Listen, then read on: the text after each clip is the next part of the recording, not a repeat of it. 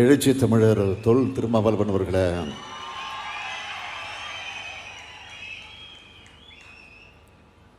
இந்திய கம்யூனிஸ்ட் கட்சியினுடைய தமிழக மாநில செயலாளர் முத்தரசன் அவர்களே, மார்க்சிஸ்ட் இயக்கத்தினுடைய முன்னோடி அன்புக்குரிய பாலகிருஷ்ணன் அவர்களே, இந்திய யூனியன் முஸ்லீம் லீக்கினுடைய அகில இந்திய தலைவர் ஐயா பேராசிரியர் காதர் மைதீன் அவர்களே, காங்கிரஸ் இயக்கத்தை சார்ந்த மதிப்பிற்குரிய KS அழகிரி அவர்களே, நாடாளுமன்ற உறுப்பினர்கள் திரு ரவிக்குமார் அவர்களே, திரு விஷ்ணு பிரசாத் அவர்களே, சட்டமன்ற உறுப்பினர்கள் திரு சிந்தனை செல்வன் அவர்களே, ஐயப்பன் அவர்களே, வேல்முருகன் அவர்களே, சபா ராஜேந்திரன் அவர்களே, ராதாகிருஷ்ணன் அவர்களே, துவக்கத்தில் வரவேற்று மகிழ்ந்திருக்கக்கூடிய தலைமைச் செயலாளர் திரு முருகானந்தம் IAS அவர்களே, செயலாளர் திரு ராஜாராமன் IAS அவர்களே, இயக்குனர் வைத்தியநாதன் IAS அவர்களே, மாவட்டத்தினுடைய ஆட்சித்தலைவர் திரு CB ஆதித்யா செந்தில்குமார் IAS அவர்களே, நம்முடைய அருமை பெரியவர் ஐயா இளையபெருமாள் அவருடைய குடும்பத்தை சார்ந்திருக்கக்கூடிய சகோதர சகோதரிகளே, உள்ளாட்சி அமைப்புகளின் பிரதிநிதிகளே, அரசு உயர் அலுவலர்களே, பத்திரிகை மற்றும் ஊடகத்துறை சார்ந்த நண்பர்களே, பெரியோர்களே, தாய்மார்களே, நண்பர்களே, உங்கள் அனைவருக்கும் என்னுடைய அன்பான வணக்கம். வரலாற்று சிறப்புமிக்க நாளாக இந்த நாள் அமைந்திருக்கிறது.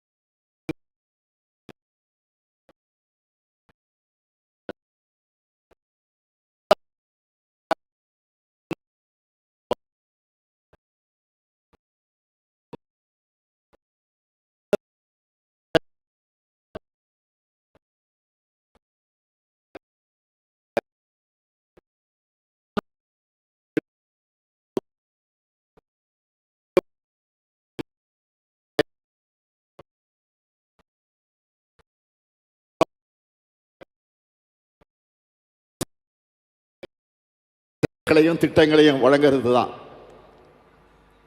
இல்லம் தேடி கல்வி, மக்களை தேடி மருத்துவம்,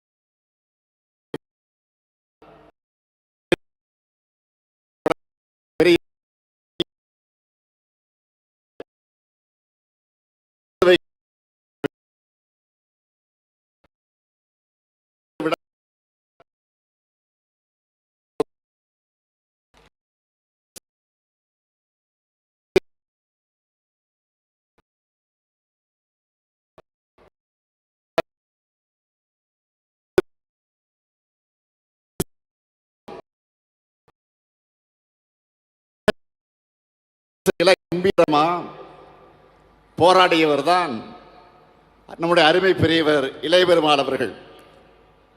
நந்தனை மறித்த சிதம்பரம் மண்ணில் பிறந்து நாடு முழுவதும் பட்டியலின மக்களுக்கான உரிமைகளை அந்த வாசலை திறந்தவர் ஐயா இளைய பெருமாள் அவர்கள். அவருக்கு சிதம்பரத்தில் நம்முடைய எழுச்சி தமிழர் ஆரூர் சகோதரர் தோல் திருமாவளவன் அவர்களுடைய நிறைவேறுங்கிறத நான் இன்றைக்கு திறந்து வைத்திருக்கிறேன். திருமாவர்கள் சிதம்பரத்தினுடைய நாடாளுமன்ற உறுப்பினர் மட்டுமல்ல, சிதம்பர தொகுதியுடைய சீர்திருத்த பிள்ளையாக அவர் விலகிக் கொண்டிருக்கிறார். அவருக்கு தன்னுடைய எழுத்தால் துணை நிற்கிறார். நாடாளுமன்ற உறுப்பினர் சகோதரர் ரவிக்குமார் அவர்கள் தனது பேச்சால் துணை நிற்கிறார். சட்டமன்ற உறுப்பினர் சகோதரர் சிந்தனை செல்வன் அவர்கள் இந்த விழாவுக்கு என்னுடைய அழைப்பை ஏற்று வருகை தந்திருக்கக்கூடிய சகோதரர் செல்வ பெருந்தகை அவர்களும், தோழர் பாலகிருஷ்ணன் அவர்களும், முத்தரசன் அவர்களும், பேராசிரியர் ஐயா காதர் மைதீன் அவர்களும், KS அழகிரி அவர்களும், வேலுமுருகன், இப்படி எல்லோரும் இங்கே வருகை தந்திருக்கிறார்கள். ஐயா இளைய பெருமாள் அவர்களுக்காக மட்டுமல்ல, அதற்காக மட்டும் வந்திருப்பதாக நான் கருதவில்லை.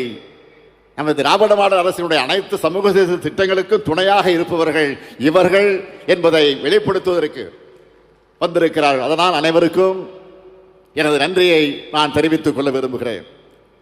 இந்த மேடையில் பெரியாரிய வழியில் வந்த திராவிட இயக்க தலைவர்கள், மார்க்சிய சிந்தனை கொண்டிருக்கக்கூடிய பொது உடைமை இயக்கத்துடைய தலைவர்கள், காந்திய வழியில் வந்திருக்கக்கூடிய தேசிய இயக்கத்துடைய தலைவர்கள், அம்பேத்கர் இயக்க தலைவர்கள் எல்லோரும் ஒற்றுமையா இருக்கும். இதுதான் ஓரணிகள் தமிழ்நாடு. அதைத்தான் திருமாவளவன் இங்கே பெருமையோடு குறிப்பிட்டு சொன்னார். நானும் அதை வழிமொழிகிறேன், உறுதியோடு சொல்கிறேன். தமிழ்நாடு இப்படி ஓரணியில் இருக்கிறப்போ எந்த டெல்லி அணியோடு காவி திட்டமும் இங்கே பலிக்காது.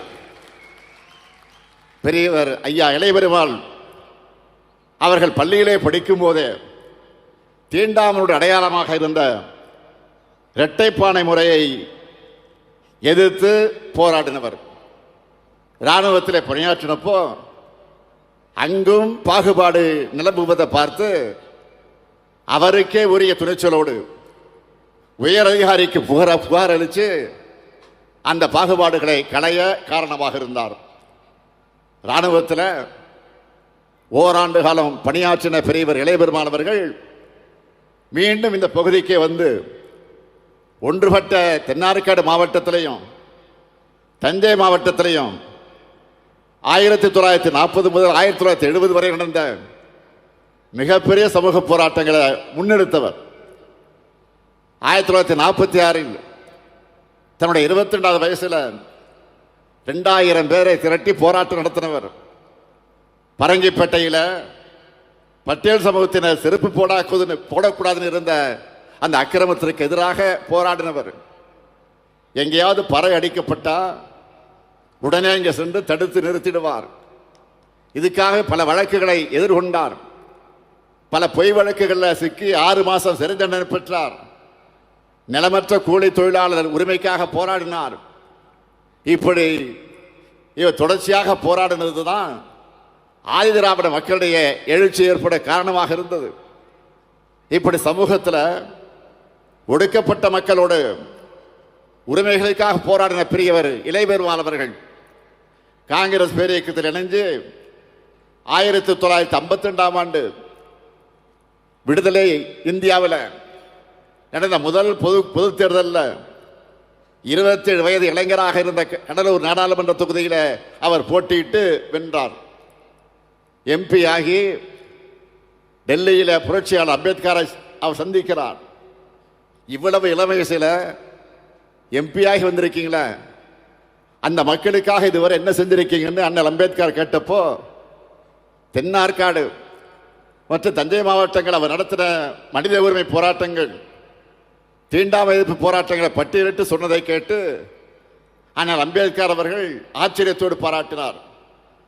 மக்களுடைய உரிமைக்காகவும் சமூக விடுதலைக்காகவும் போராடின ஐயா இளையபெருமாள் அவர்கள் 1980 முதல் 1984 வரை எழும்பூர் தொகுதியுடைய சட்டமன்ற உறுப்பினர், 3 முறை நாடாளுமன்ற உறுப்பினர், தமிழ்நாடு காங்கிரஸ் கமிட்டியுடைய தலைவர், அகில இந்திய தீண்டாமை ஒழிப்பு கமிட்டியினுடைய தலைவர், இப்படி ஏராளமான பொறுப்புகளை வச்சு தொண்டாற்றி இருக்கிறார். இந்த பொறுப்புகளில் முக்கியமானது பட்டியல் பழங்குடியின மக்களின் மேன்மைக்காக 1965ஆம் ஆண்டு உருவாக்கப்பட்ட அகில இந்திய ஆணையத்தோட தலைமை பொறுப்பை அவர் வகித்ததுதான். 3 ஆண்டு காலம் இந்தியா முழுக்க பயணித்து சாதி கட்டமைப்பையும் தீண்டாமை கொடுமையை ஆய்வு செஞ்சு அவர் கொடுத்த அறிக்கை இந்திய சமூக அமைப்போடு சாதியவர்களை மறைக்காம துல்லியமாக வெளிப்படுத்துச்சு. அதனால அந்த அறிக்கை வெளியே வரக்கூடாதுன்னு சில தடுக்க பார்த்தாங்க. நாடாளுமன்றத்தில் தாக்கல் செய்கிற நாளில் அவர் தங்கியிருந்த அறையில் அவரை தாக்குதல் செய்வதற்காக முயற்சித்தாங்க, அதை செஞ்சாங்க. அங்கிருந்து அவர் தப்பிச்சு வந்து அறிக்கையை தாக்கல் செஞ்சார். இப்படி தாக்குதல் நடக்குன்னு முன்னாடியே தெரிஞ்சுதான் திராவிட முன்னேற்ற கழகத்தினுடைய எம்பியாக இருந்த இரா செழியன் அவர்களிடத்தில் அந்த அறிக்கை காப்பியை கொடுத்து வைத்திருந்தார். அதனால்தான் திட்டமிட்டபடி அந்த அறிக்கையை நாடாளுமன்றத்தில் அவரால் தாக்கல் செய்ய முடிந்தது. பிற்காலத்தில் கொண்டு வரப்பட்ட வன்கொடுமை தடுப்பு சட்டத்துக்கு அடித்தளமே பெரியவர் இளையபெருமாள் கமிட்டியோட அறிக்கை தான். தமிழக தலைவர் கலைஞர் அவர்கள் 1971ஆம் ஆண்டு அனைத்து சாதியினரும் அர்ச்சகர் ஆகலாம் என்கிற சட்டத்தை கொண்டு வந்து தந்தை பெரியாரின் நெஞ்சிலே தைத்த முள்ளை அகற்ற நினைச்சார். அதுக்கு எதிராக வழக்கம் போல அந்த சிலர் உச்சநீதிமன்றம் போனாங்க. அப்போ கழக அரசு தாக்கல் செஞ்ச மனுவில் சமூக சீர்திருத்தத்துக்காக அமைக்கப்பட்ட இளையபெருமாள் கமிட்டி அறிக்கை அடிப்படையில் தான் இந்த நடவடிக்கை எடுக்கப்பட்டதுன்னு சொல்லி இருந்துச்சு. அனைத்து சாதியினரும் அர்ச்சகர் ஆகலாம் என்ற சட்டம் சொல்லும்னு சொல்றதுக்கும் இளையபெருமாள் கமிட்டி அறிக்கை தான் உச்சநீதிமன்றம் தன்னுடைய தீர்ப்பில் ஆதாரமாக சுட்டி காட்டுச்சு. இன்னைக்கு தமிழ்நாடு அரசு சார்பில் 29 அர்ச்சகர்கள் நியமிக்கப்பட்டு பல்வேறு கோயில்களில் பணியாற்றி கொண்டிருக்கிறார்கள் சொன்னால் பெரியவர் இளையபெருமாள் அவருடைய அறிக்கையும் அதற்கு ஒரு முக்கியமான காரணம். தந்தை பெரியார், புரட்சியாளர் அம்பேத்கர், தோழர் ஜீவா, பெருந்தலைவர் காமராசர்னு மிகப்பெரிய தலைவர்களுடைய நன்மதிப்பை பெற்றவர் ஐயா இளையபெருமாள் அவர்கள். தீண்டப்படாத மக்களுக்கு கல்வி அளிப்பது மூலமா அவங்கள தீண்டாமை இழிவிலிருந்து மீட்டெடுக்க முடியும்னு சுவாமி சகஜானந்தர் திடமா நம்பினார். அதுக்காக நந்தனாரையே ஒரு அடையாளமாக அவர் தேர்ந்தெடுத்துட்டார். அப்படிப்பட்ட சுவாமி சகஜானந்தரை பெரியவர் இளையபெருமாள் பின்பற்றினார். பெரியவர் இளையபெருமாள் மேல தலைவர் கலைஞர் மிகப்பெரிய மரியாதை வைத்திருந்தார். இளையபெருமாள் அவர்கள் சிதம்பரத்தை சார்ந்தவர் என்பதால் சம்பந்தின்னு வாய் நிறைய கூப்பிடுவார். என்னுடைய பெரியம்மா பத்மாமையருடைய ஊர் இந்த சிதம்பரம் தான். அந்த குடும்ப பாச உணர்வோடு தான் தலைவர் கலைஞர் அவர்கள் பழகினார். 1980ஆம் ஆண்டு தேர்தலில் தலைவர் கலைஞர், அம்மையார் இந்திரா காந்தி, பெரியவர் இளையபெருமாள் ஆகிய 3 பேரும் திறந்த வெளி காரில் ஊர்வலமாக போய் வாக்கு கேட்ட காட்சியை இன்னைக்கும் யாராலும் மறக்க முடியாது. 1998ஆம் ஆண்டு அண்ணல் அம்பேத்கர் பெயரிலான தமிழ்நாடு அரசின் விருதை நம்முடைய திருமா அவர்கள் குறிப்பிட்டு காட்டியதை போல முதலாக பெரியவர் இளையபெருமாளுக்குத்தான் தலைவர் கலைஞர் அவர்கள் அதை தேர்ந்தெடுத்து வழங்கினார். அதே போல ஐயா இளையபெருமாள் அவர்கள் சமூக நீதி மாநாட்டை சென்னையில் நடத்தினப்போ அதை தொடங்கி வச்சு சிறப்புரையாற்ற முதலமைச்சர் கலைஞரைத்தான் அழைச்சிருந்தார். அவங்க 2 பேருக்கு அப்படி ஒரு நட்பு. சொல்லி வச்ச மாதிரி 2 பேருமே 1924ஆம் ஆண்டு ஜூன் மாதம் பிறந்திருக்காங்க. கலைஞர் ஜூன் 3ஆம் தேதி, பெரியவர் இளையபெருமாள் ஜூன் 26ஆம் தேதி. செழிப்பேறாத சமூக தொண்டர்னு இளையபெருமாள் அவர்கள் தலைவர் கலைஞர் அடிக்கடி சொல்வார். இந்த நட்போடு அதனுடைய தொடர்ச்சியாகத்தான் பெரியவர் இளையபெருமாள் அவர்களுடைய பணிகளை சிறப்பிக்க இந்த கடலூர் மாவட்டம் சிதம்பரத்தில் அவருக்கு 100ஆண்டு நினைவரங்கம் அமைக்க வேண்டும் தமிழ்நாடு சட்டமன்றத்தில் 2023ஆம் ஆண்டு 110 விதியை பயன்படுத்தி நான் அறிவித்தேன். இது ஏதோ பெரியவர் இளையபெருமாள் அவர்களுக்கு புகழ் சேர்க்க மட்டும் நினைச்சிடாதீங்க. இது திராவிட மாடல் அரசு அவருக்கு செலுத்துகிற நன்றி கடன். இப்படிப்பட்ட அடையாளங்களால், குறியீடுகளால், நினைவு சின்னங்களால் மட்டுமல்ல, உண்மையான சமூக நீதி அரசா ஒடுக்கப்பட்ட மக்களுடைய நலனுக்காகவும் செயல்களையும் பல சாதனைகளை செய்கிறோம்.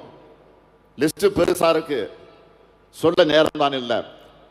ஆனால் நெஞ்சு நிமிர்த்தி சொல்லுகிறேன், தமிழ்நாடு வரலாற்றிலேயே திராவிட மாடல் அரசில்தான் ஆதி திராவிட மற்றும் பழங்குடியின மக்களுக்கு அதிகமான திட்டங்களை தந்திருக்கிறோம். ஆனால் இந்த திட்டங்கள் மட்டும் போதுமானு கேட்டா போதாது. சுயமரியாதை சமதர்ம சமூகத்தை பயணிக்கணும். அதையும் திராவிட மாடல் அரசு தொடர்ந்து செஞ்சு காலனி என்ற சொல்ல அரசு ஆவணங்களிலிருந்து நீக்கணும்னு முடிவு. ஆதி திராவிடர் மற்றும் பழங்குடியினுடைய சாதி இருக்கக்கூடிய இறுதி எழுத்து இன் என முடியாம இரு என்ற விதியோடு மரியாதையா இருக்கணும்னு பிரதமர்கிட்டே கோரிக்கை வச்சிருக்கிறோம். அதற்காக தொடர்ந்து போராடுவோம். சாதி அடையாளத்தோடு இருந்த பள்ளி கல்லூரி விடுதிகளை இனி சமூக விடுதிகள்னு மாற்றி இருக்கிறோம். நம்முடைய செயல்கள் மூலம் இன்னைக்கு நாளைக்கு எல்லாம் மாறிடும்னு நான் சொல்ல வரல. சமூக விடுதலை பயணம் என்பது நீண்ட நெடிய பயணம். அதுக்கு காலம் பிடிக்கும். ஆனால் எல்லாம் மாறும், எல்லாம் மாறும். நிச்சயம் இந்த முத்துவேல் கருணாநிதி ஸ்டாலின் மாற்றுவேன். அதற்காக திராவிட மாடல் சமூக விடுதலை தன்னோட பங்களிப்பை எப்பவும் உறுதியாக செலுத்தும். அதற்கு பெரியவர் இளையபெருமாள் போன்ற தலைவர்களின் வாழ்வும் அவருடைய பணியும் நமக்கு வழிகாட்டட்டும். ஐயா இளையபெருமாள் புகழ் வாழ்க, வாழ்க என வாழ்த்தி விடைபெறுகிறேன். நன்றி, வணக்கம். இன்னொரு அறிவிப்பு. என்ன அறிவிப்பு என்று கேட்டால் ஒரு சிறப்பு அறிவிப்பு. இவ்வளோ பேசிட்டு எதுவும் சொல்லாமல் போயிட்டா பன்னீர்செல்வமும் கணேசனும் என்னை விடமாட்டாங்க. ஏன்னா நம்ம முதலமைச்சர், இது அரசு நிகழ்ச்சி, ஏதாவது மாற்றத்துக்கு சிறப்பு சேர்க்கக்கூடிய வகையில் ஒரு அறிவிப்பு வெளியிடக்கூடாதா என்று கேட்பார்கள். அவங்க மட்டும் இல்லை, எம்பிஆருக்கு எடுத்து திரும்பவும் கேட்பார், நாடாளுமன்ற உறுப்பினரும் கேட்பாங்க. அதில் முக்கியமாக நம்முடைய வேல்முருகன் விடாமல் கேட்காம விடவே மாட்டார். அதுக்காக ஒரு அறிவிப்பு. கடலூர், குறிஞ்சிப்பாடி மற்றும் பண்ருட்டி பகுதிகளில் வாழக்கூடிய மகளிருக்கு வேலைவாய்ப்புகள் அளிக்கக்கூடிய வகையில் குறிஞ்சிப்பாடி பக்கத்தில் இருக்கக்கூடிய கொடுக்கன்பாளையத்தில் 150 ஏக்கர் பரப்பளவில் தோல் அல்லாத காலணி மற்றும் காலணிகளுக்கான உதிரி பாகங்கள் உற்பத்திக்கான பெரும் தொழில் பூங்கா அமைக்கப்படும். சுற்றுச்சூழல் எந்த விதத்திலும் சுற்றுச்சூழலுக்கு எந்த விதத்திலும் பாதிப்பு ஏற்படாத வகையில் 75 கோடி ரூபாய் செலவில் அமைக்கப்பட உள்ள இந்த தொழில் பூங்காவில் சுமார் 12,000 பெண்களுக்கு வேலைவாய்ப்பு கிடைக்கும். இப்படி ஒடுக்கப்பட்டோர், பிற்படுத்தப்பட்டோர், மகளிர், மாணவர், விவசாயிகள் எல்லாருக்கும் எல்லாம் வழங்கி என்றும் உங்களுடன் இந்த ஸ்டாலின் நிற்பேன் நிற்பேன் நிற்பேன். நன்றி, வணக்கம்.